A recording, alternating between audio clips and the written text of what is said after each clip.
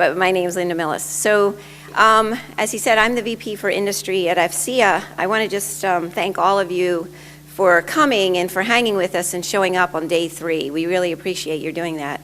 And I want you to tell all of your colleagues that the little secret is we always save the best for last. And if they didn't come today, they're really missing some of the good stuff. So it really is my pleasure today to get to introduce our key speaker, Rand Beers, who is the Undersecretary for National Protection and Programs.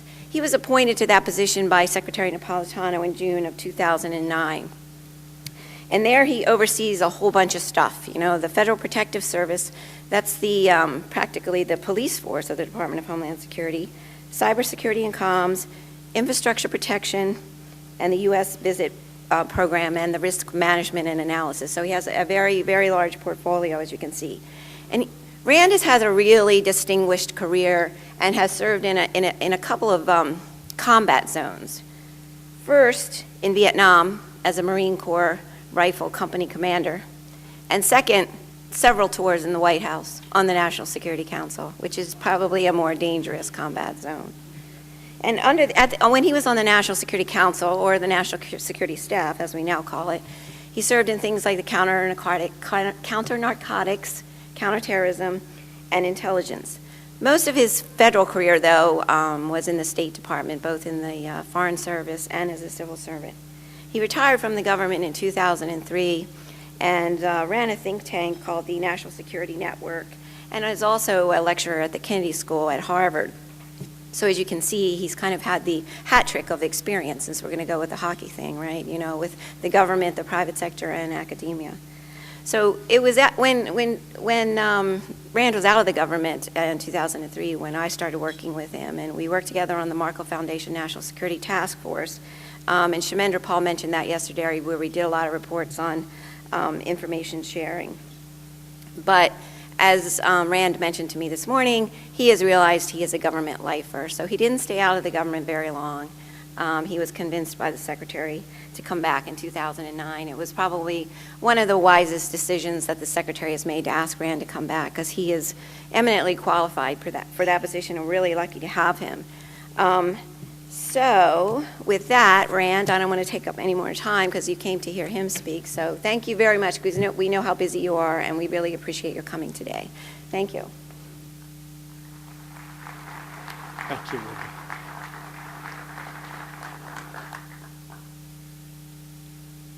Thank you, Linda. Thank you all. I'm really pleased to be here. I think the effort that you all have put together to talk about these subjects related to Homeland Security is an important step in expanding the knowledge base of the private sector in the very, very broad mission set that the Department of Homeland Security has in its role of protecting the homeland. What I'd like to do today is focus initially on the general mission set that the department has, and then move on to talk about the recent executive order and presidential policy directive that were issued very recently, because I think it is a real testament of where the Department of Homeland Security is today. So that's the general way I want to proceed, and then at the end, hopefully there'll be some time for questions. As you all know, the Department of Homeland Security was created in 2003 and has been evolving ever since as a result of an act of Congress and a real requirement realized internally. The department was asked to produce basically a strategy in the quadrennial Homeland Security review that was produced at the end of 2009. and building on the work that had been done in the previous administration, and recognizing the changing environment that the department had acquired or had to deal with, the department came up with 5 mission areas that have become the bedrock of how we think about what we do broadly in the country. I'm not going to spend a lot of time on this, but the Secretary did give a speech at Brookings on Tuesday, which was her sort of annual report to the public about what the department has done. I just want to cover the 5 areas because it really sets the stage for talking about the executive order and the presidential policy directive. The first area that we deal with is counterterrorism, and as many of you know, was sort of the defining mission for the creation of the department in 2003 as a result of the 9/11 tragedy. And much of what the department does in the other mission sets is also relevant to the counterterrorism area of activity. So, for example, when you think about the Transportation Security Administration, the Customs and Border Protection, and the Secret Service, part of what they do, not all of what they do, is related to protecting the homeland from the terrorist threat. So that if you were a budget examiner and went through how much money the department spends on counterterrorism, you would see that it is a large portion of the $50 billion approximate annual budget that the department has. But that is not the only thing that the department does. So when you move beyond counterterrorism, the first thing that becomes, I think, obvious about the department's mission is basically border security or border control. That's done both by Customs and Border Protection, but a whole additional set. And when I say border security and border control, let's really be clear here. It's not just about stopping illegal goods or bad people from coming into the United States. It's also back to the original mission of Customs, the facilitation of the movement of legal goods and people into the United States. So it is part and parcel of growing our economy in a orderly fashion.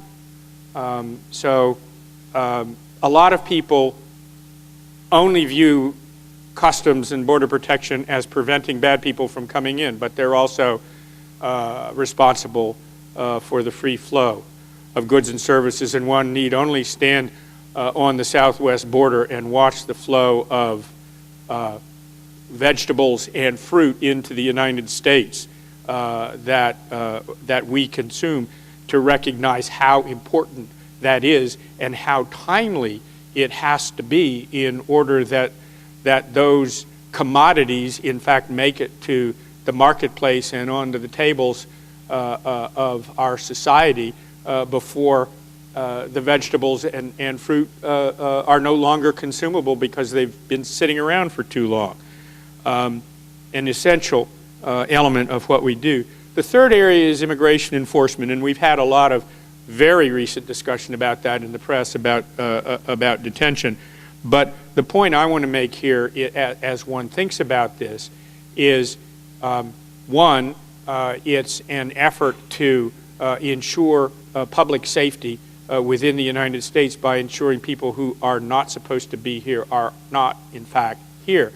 But it's also, and I think we are in the midst of facing up to the need to produce some form of immigration reform. And if we don't have immigration enforcement then it becomes a very difficult proposition, particularly for those who remember the last Immigration Reform Act, in which the enforcement side, while originally conceived as being very much a part of that original reform, didn't get taken care of, and the illegal population moved from 2 to 3 million to the high estimate of 11 million, which is where we are, or a little bit below that today, as we think about coming back to the situation of dealing with the large number of people who are here illegally. So that, again, becomes an essential element. But, as I said before, it's also part of the counterterrorism mission. The fourth area, and really the newest mission area, one that wasn't even included in the first draft of the QHSR, is cybersecurity. And the recognition that what began as a subset of critical infrastructure protection, meaning physical, meaning post 9/11, and the tragedy of the collapse of the World Trade Center buildings, had grown into a aspect of the department's mission that had not been in the original conceptualization of the organization of the department, had not been really viewed as a central feature, although there was an activity set within the department at that time. And this is an outgrowth in many ways of the activities that took place at the end of the Bush administration and the setting forth of the Comprehensive National Cybersecurity Initiative that occurred in 2008 in recognition of the fact that cybersecurity, the protection of our intellectual property, the prevention of criminal activity, and the recognition that this was a national security area of the first order and really needed to be taken far more seriously than it had been, and the recognition that it wasn't just an activity set that the National Security Agency was responsible for, but that the civilian side and the private sector outreach really needed to be stepped up in a very significant way. And so that became the fourth area. The fifth, again, one of the areas that that became part of DHS was the disaster response mission set that the department inherited with the amalgamation of the various elements of the department from other parts of government in 2003. But again, there was a process that happened in the time between 2003 and the end of the Bush administration, which went through some difficult times with respect to Katrina, and the realization that while the reason that the department had been organized behind the counterterrorism mission couldn't mean that the other missions that were part of the department's mission set simply took second seat to the counterterrorism mission. And nothing more than the aftermath of Katrina set the department really on remembering that it was not just the Department of Homeland Security and counterterrorism, but really represented a broad mission set that was important to the American people, including counterterrorism, but not limited to or exclusively focused on it. So that discussion, and it really took over a year to complete, represented a opportunity for the new administration coming in to get its hands around the mission, and for the career staff to participate in defining where the department was headed over the next 4 years. And of course, no good deed goes unpunished, and we're in the process of now writing the second QHSR, since it is quadrennial. But I think that gives you a general overview of this, and sets the stage for talking about the executive order and the presidential policy directive. Because just as the Comprehensive National Cybersecurity Initiative set the stage for a far greater role on the part of the Department of Homeland Security in cybersecurity, so the issuance of the executive order and the PPD represented yet another stage and a further entrustment to the Department of Homeland Security with one of the major Homeland Security missions. If this executive order had been thought of or penned at the beginning of this administration, the department, quite honestly, wouldn't have been in a position to actually take on this mission.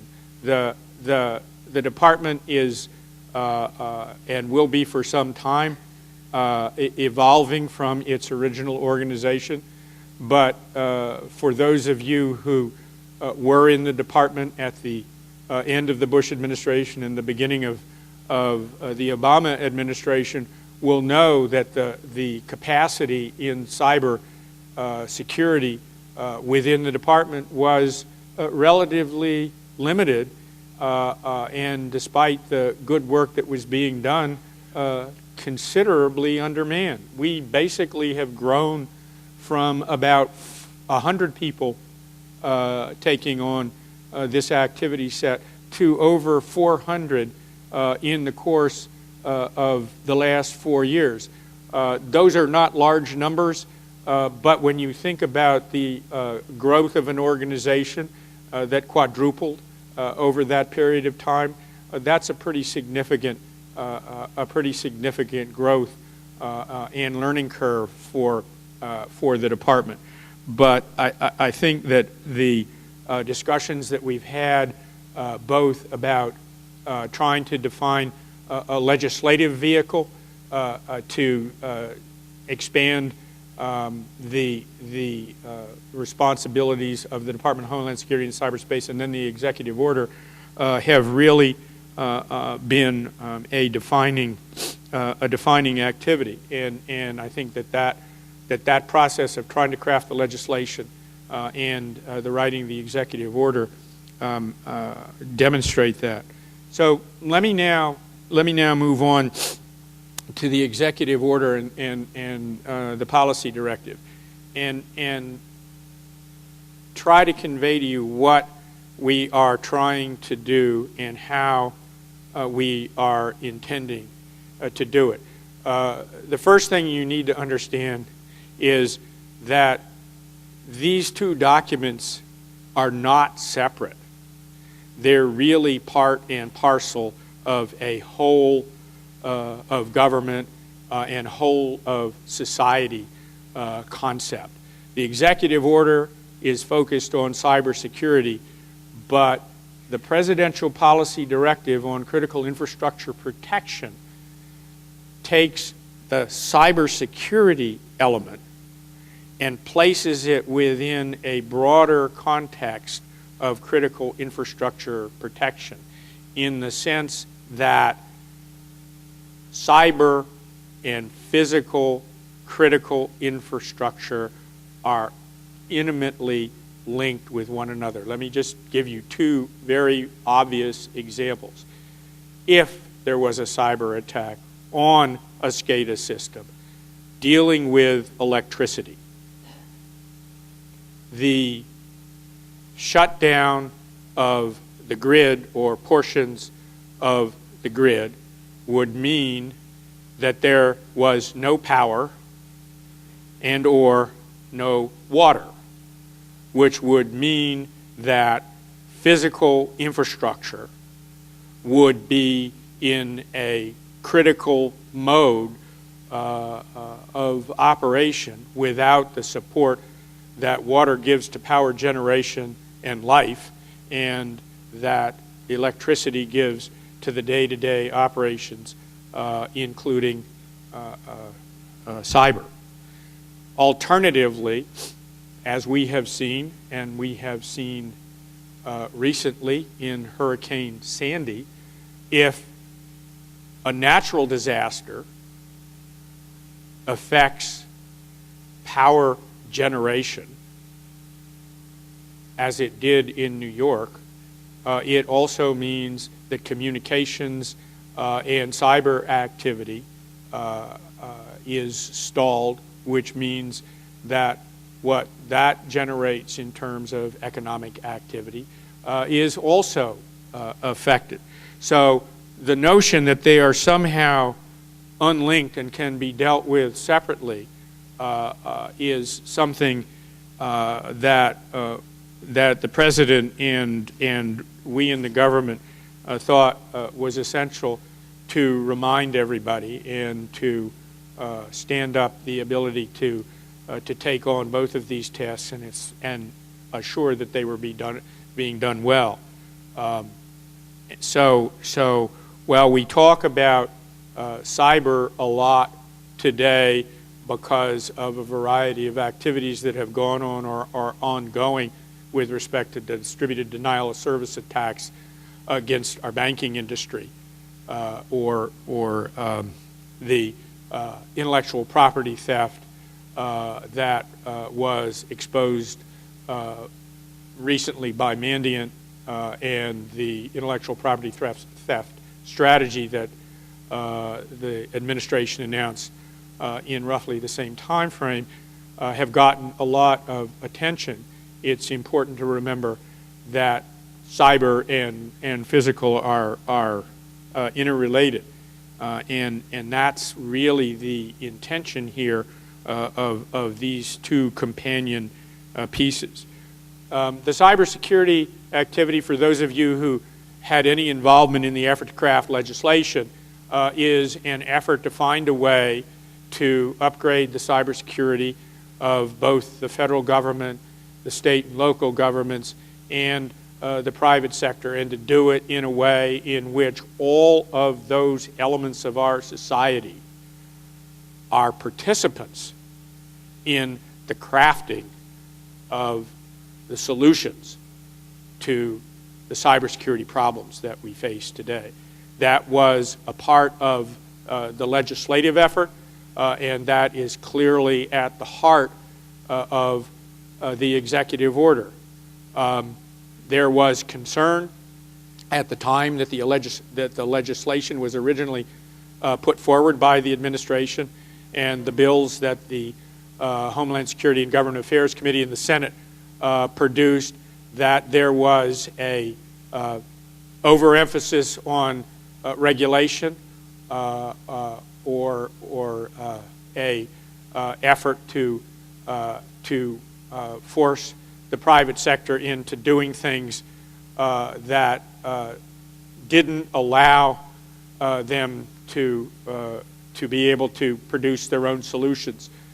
That process, quite frankly, evolved into what I think all of us within the administration have come to believe is a far better solution to that problem, and takes into account the innovation and the expertise that exists within the private sector. So as the executive order says, the best practices and will be drawn up using the Commerce Department, National Institutes of Standard and Technology methodology to bring in representatives from the private sector together with representatives of the government to pull together what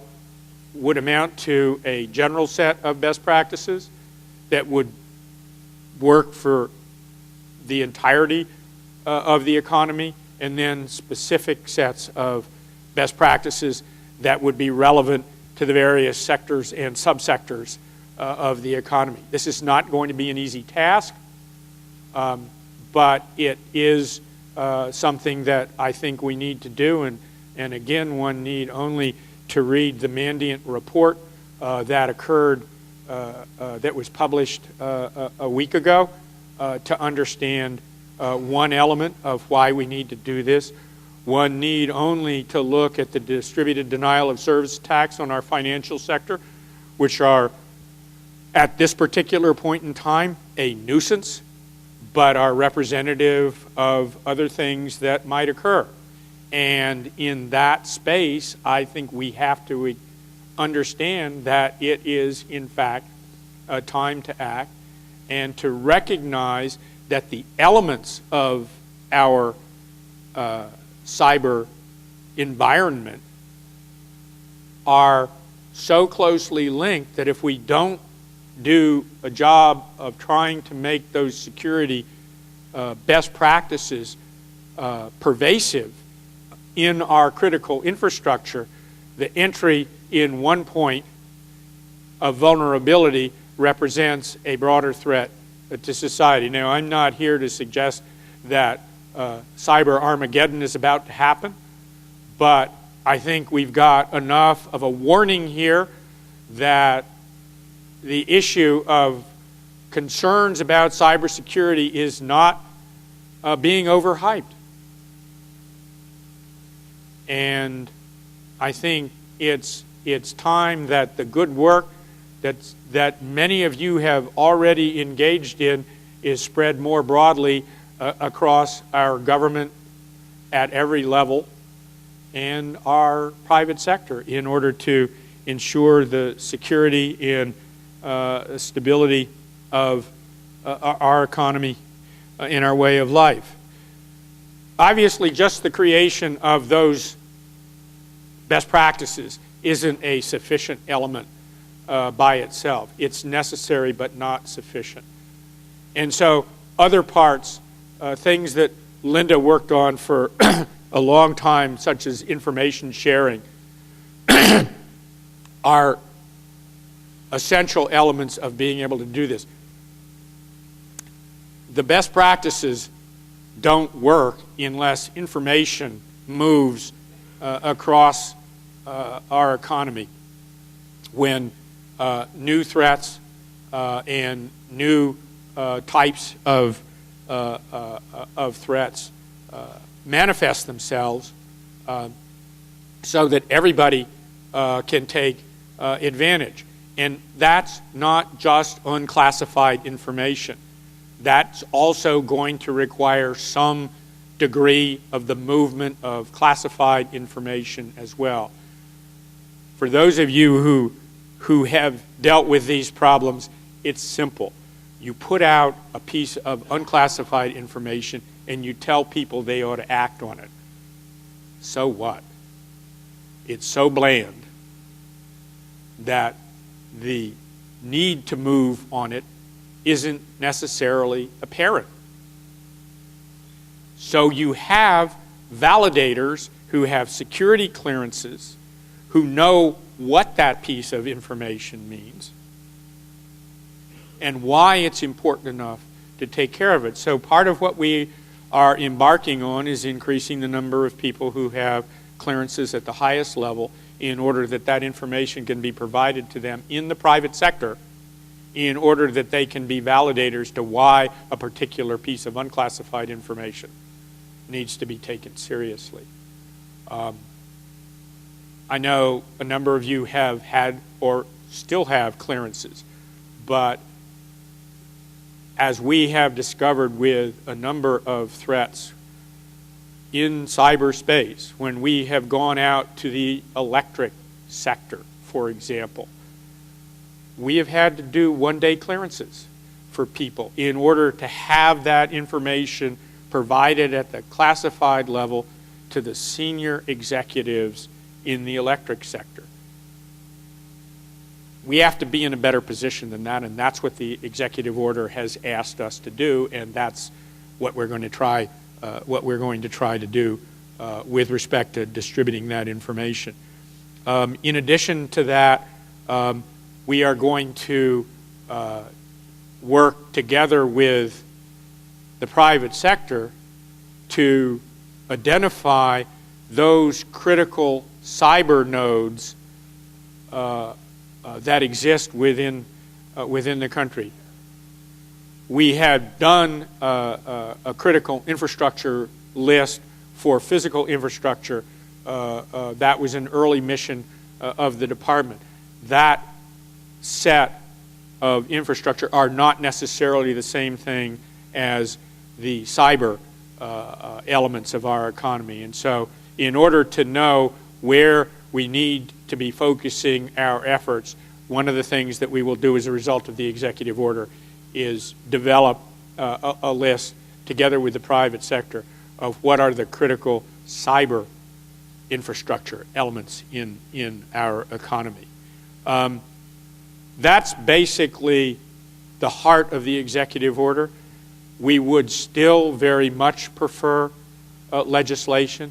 There are 3 elements that were in the legislation that really ought to be revived if Congress is going to move a piece of authorizing legislation. They are, 1, what was in the House bill, which focused on a safe harbor for information sharing, particularly to protect the private sector in sharing information about cybersecurity events that involved personal information, and that would put those elements, those reporting agencies who were telling us about cyber events with some legal problems about revealing personal information. We need that. The second thing we need is an ability to incentivize the private sector to take on the needed best practices, and that can be done, I think, by a safe harbor element that gives some liability protection against lawsuits should a catastrophic event occur, so long as that entity had made had taken those best practices and made them part of the company activity. And the third element, which is a DHS special interest, but a very real one, is we don't have the same hiring flexibility that NSA has in cyberspace. And that means that when we compete with you and NSA to hire people, we are the lowest group in terms of our ability to bring in easily and reward financially what we are doing in government. There are still a lot of people who want to come to work for DHS because they think that the mission set makes sense, but we really do need that aspect in order to have what would be described as a somewhat level playing field. You all can still pay more than the government under any circumstances, but this is something that we need, because building the cyber workforce within DHS is a critical element of the continued evolution of cybersecurity within the country. Now, I've described the EO, but I want to focus just for a minute on the PPD as well, because as I said, it's really very much a part of where the EO goes. And there are just several high-level elements that I want to make people aware of. One is to clarify relationships within the government and between the government and the private sector. It's not always apparent who you should talk to about critical infrastructure protection, because we, the government, have a lot of doors and windows that either come to you or you think you might come to in order to get some information and some assistance.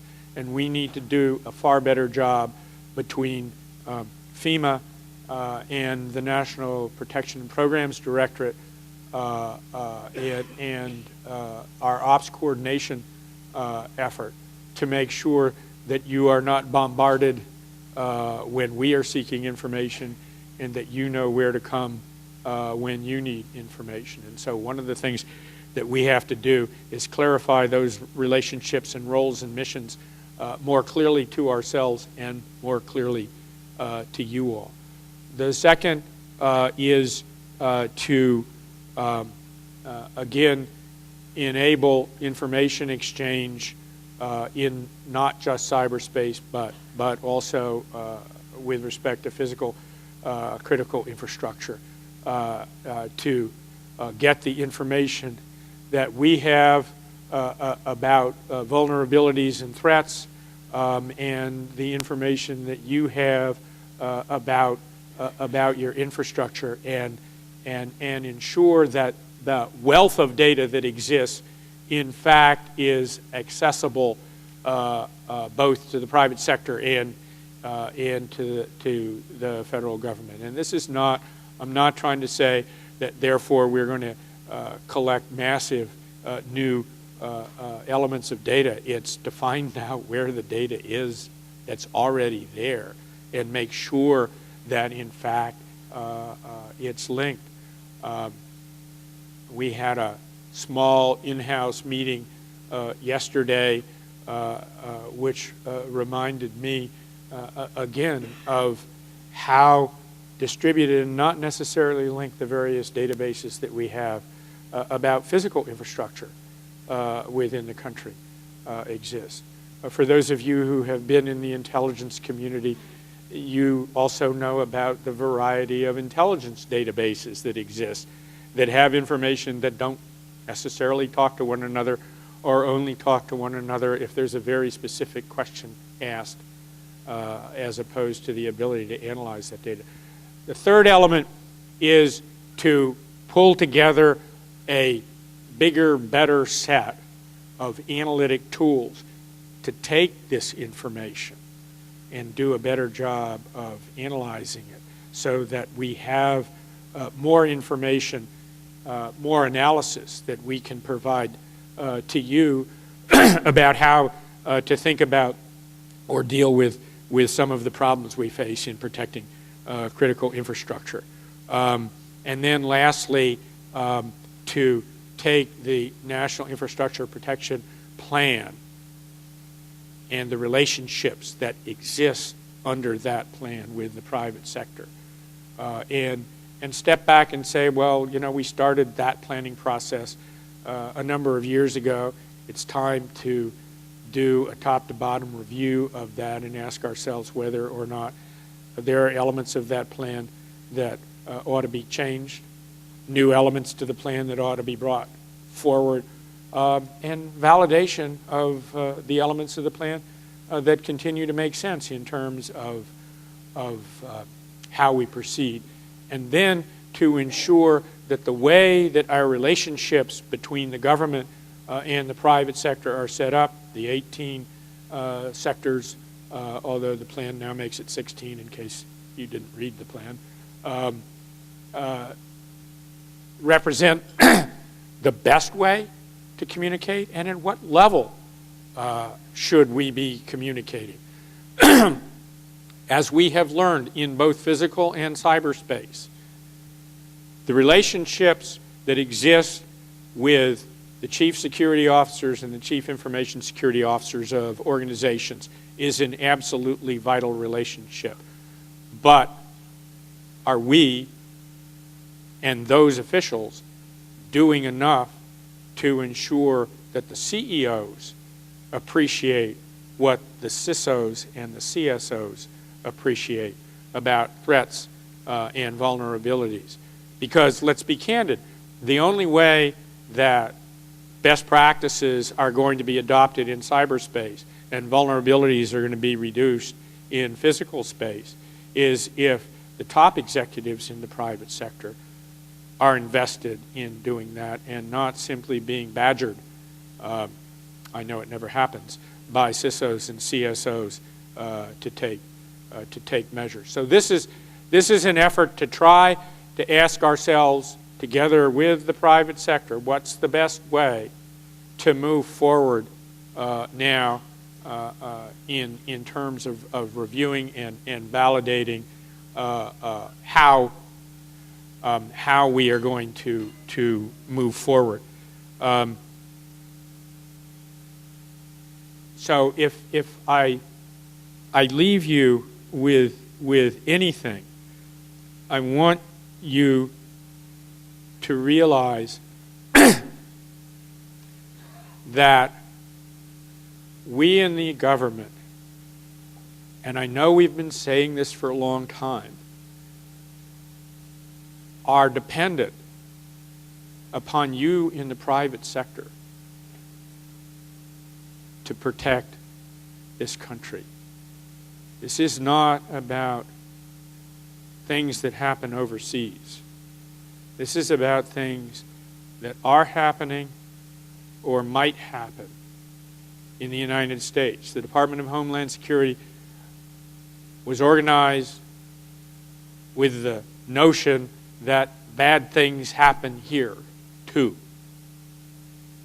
and that we as the government and we as the country and we as the citizens all have an important role in trying to protect the country, and that the private sector has as much to say about how we do this, and probably more to say, and probably more innovation and bright ideas than the limited few of us who happen to work in the federal government.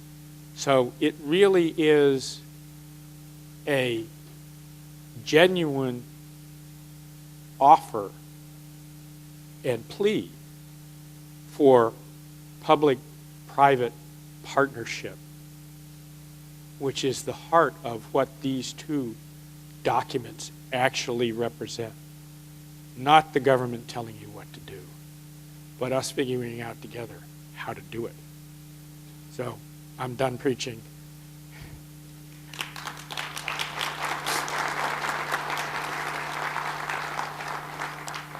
And I'd be happy to take some questions if we have any time.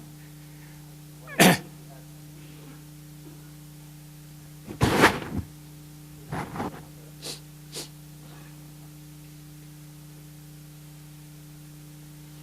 morning, sir. Very enlightening. Thank you for your comments. One question here. PPD 21 addresses engagement with international partners. Given the transnational threat, what efforts are underway to enhance cooperation, share TTPs, or create DHS-like capabilities with other countries to ensure that they continue their efforts to enhance their homeland security posture continuously, particularly given funding shortages or even a failure to recognize perceived threats? That's an excellent question. And there are references to international cooperation in both of these activity sets, but I was choosing, given the audience here, to focus on domestic.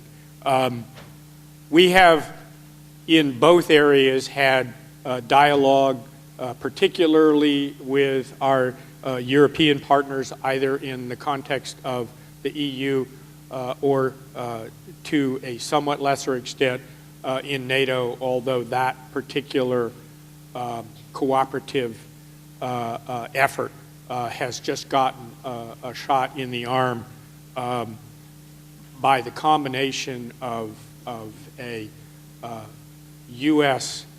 individual from the Department of Homeland Security being appointed to head the working group on critical infrastructure protection at NATO, and the event in Algeria at In Amenas, which affected not just Algeria, but obviously the international workers who were there, and the threat to a vital economic element of the European economy. Those efforts go beyond that with respect to our partners in the Far East and our partners in the Persian Gulf. It's still even more a work in progress than all of the work in progress that I was discussing with you about what's happening domestically, but it's not a ignored element. I got off a plane yesterday afternoon from Saudi Arabia, where that was the heart of the discussion that we had there in terms of critical infrastructure, physical and cyber, and the effort that we and the Saudis are putting together in light of the Aramco attack that that occurred this year and wiped out the computers, 30,000 computers within Aramco. So very much on our minds that it's not just about what happens domestically. If that attack, as bad as it was, had involved production facilities, it would have had a much more significant impact on the global economy than having the administrative and business part of the organization have to reboot. So very much an effort. Anyone else? I have a quick question about coordination of cyber. Mm-hmm. Back in your Marine days, you had battle space coordination with boundaries and fire support coordination lines. When I was in the military, I witnessed some, let me call it electronic fratricide, where we would have the FBI and NSA that would want to monitor a target, and we would have other agencies and military commanders that would want to shut it down. Can you talk about some coordination and how that works in interagency? Thank you.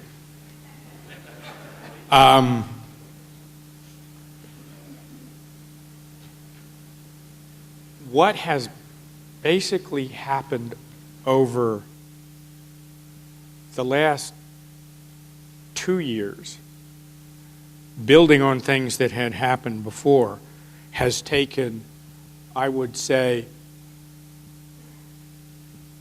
the lip service of interagency coordination into the practical steps that are necessary in order to protect, and this is in particular, cyberspace.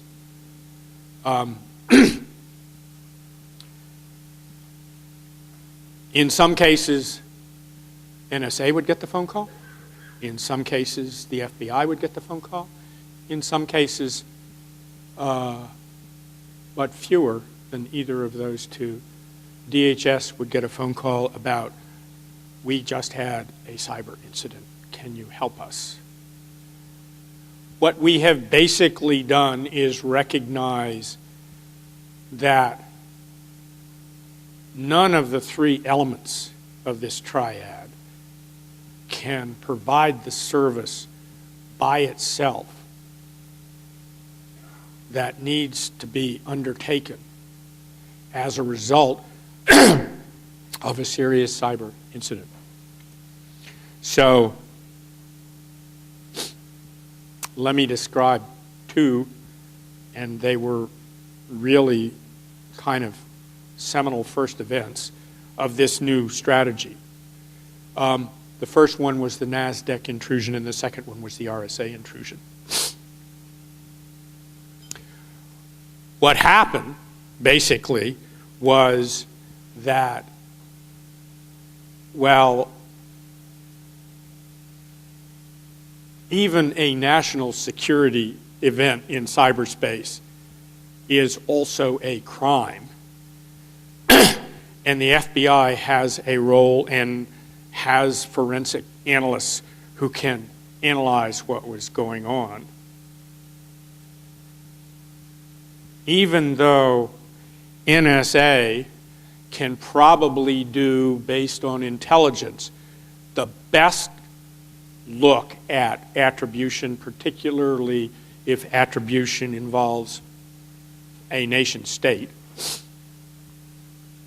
And even though the primary dissemination center for getting the information about what happened out to the private sector who weren't affected, but who ought to think about putting measures in place that are reflective of what actually happened in that cyber event, even though that is primarily the responsibility of DHS, the three parties realized that there really were some pretty clear lanes in the road and efficiencies for each of the three elements of the government to be involved in these kinds of events. And so basically what we've been doing is a call to one is a call to all, and we send all three represented to make sure that we are dealing with the intrusion and helping make the country more broadly, or the international community, safer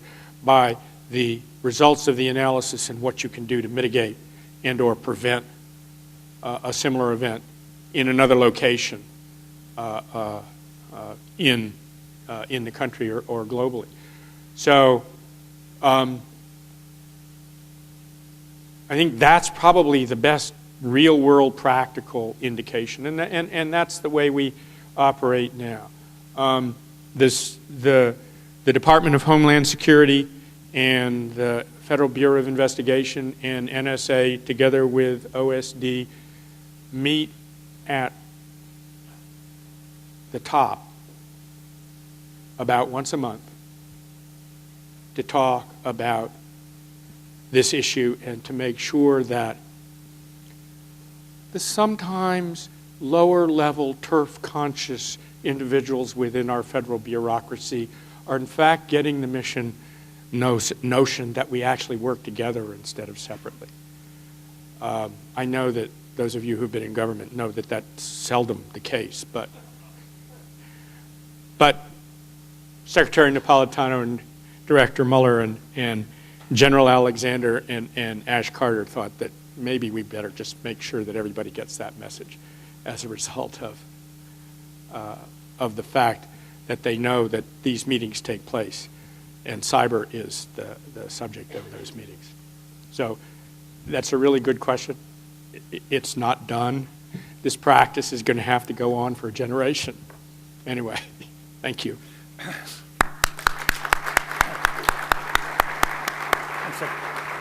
Have you just say 1 second? Undersecretary Beers, that was fantastic, and you have no idea how well you just tied together a whole lot of issues we've been talking about the last 3 days. Your remarks, we started off with a cybersecurity and then a critical infrastructure protection panel, and our conclusions and the discussions were around how those two particular topics are so interlinked. And then we also got into a discussion on intelligence and information sharing along the lines of the comments you made. So you have done a remarkable job with no preparation from us of tying together many of the major themes that we've been talking about these past 3 days. So we thank you for being here. We know how important your time is. We really appreciate you taking time to share your thoughts with us. And on behalf of AFCEA, we do have a small token here for you. One of our speakers that we had yesterday wrote a book on the next generation Homeland Security. It creates a little different perspective. Maybe in your next quadrennial review, there could be a nugget or two in here that may make sense for you, sir. Thank you very much. Thank you. Thank you very much. Really appreciate it.